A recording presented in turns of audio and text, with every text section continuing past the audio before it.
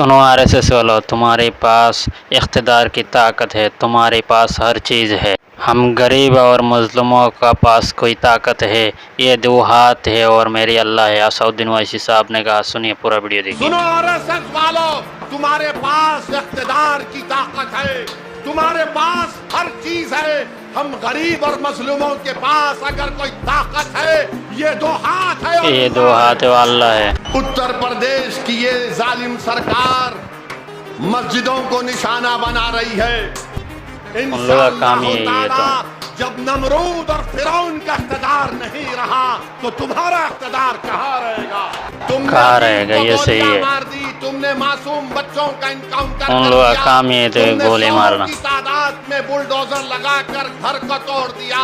तुमने जिंदगियां बर्बाद की, मगर याद रखो ये सही है। सामने सही कहा। करने वाले अल्लाह से है। अरे याद रखो, ये तुम्हारा जुल्म अब चलने वाला नहीं है। ठाकुर द्वारा विधानसभा है, असदुद्दीन ओवैसी को गाली देने वालों, जरा ये तो बता दो कि महकमे माल उत्तर प्रदेश की रेवेन्यू डिपार्टमेंट ने ठाकुर द्वारा तहसील में 36 मस्जिदें, मदरसे, मज़ारात और कब्रस्तान को बुलडोजर करने की एक लिस्ट बनाई है। यहाँ के ये सही का उन लोगों का काम ही है ये तो। नवाब जान खान, हाँ एमएलए कौन है? नवाब जान खान। ये क्या कर रहे हैं? क्या कर रहे हैं? ये क्या कर रहे हैं? 36 कब्रस्तान को, मस्जिद को, मज़ारात को मिसमार करने का प्रोग्राम है। नवाब जाखा साहब, कुछ तो मुंह खोलो। ये खोलेगा नहीं मुंह, ये मुंह खोलेगा नहीं। अरे अगर लड़ नहीं सकते तो कम से कम जबान को तो जुम्बिश दो।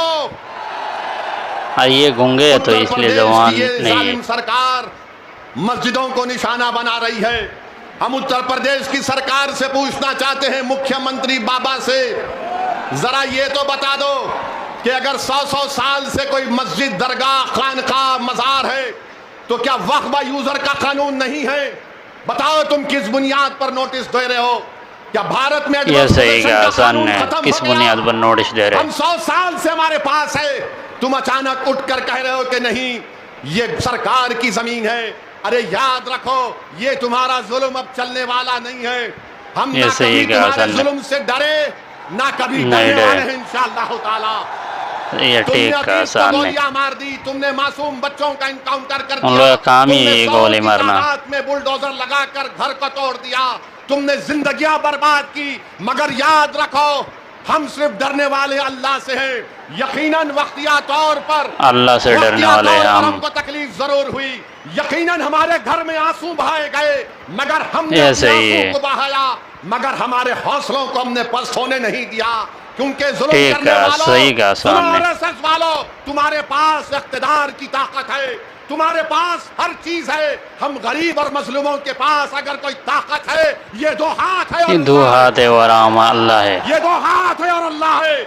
हम हर बार अल्लाह के सामने अपनी बात को रख रहे हैं। इंशाअल्लाह जब नमरूद और फिरौन का इख्तिदार नहीं रहा तो तुम्हारा इख्तिदार कहाँ रहेगा? कहाँ रहेगा? सही का आसान है। तो तुम्हारा जुल्म कहां पर रहेगा? तुम जुल्म कर रहे हो, तुम संविधान के दायरे में रहकर हुकूमत नहीं करना चाहते हो। मेरे अजीज दोस्तों और बुजुर्गों, इंशाअल्लाह ताला आप देखेंगे कि आने वाले चुनाव में इत्तेहादुल मुस्लिमीन, आपकी दुआ, आपके इत्तेहाद की ताकत और आपके सियासी शऊर के बलबूते पर एक अजीमुशान कामयाबी से हमकिनार होगी इंशाअल्लाह ताला। वीडियो देख के अच्छे लगे तो शेयर कमेंट करना।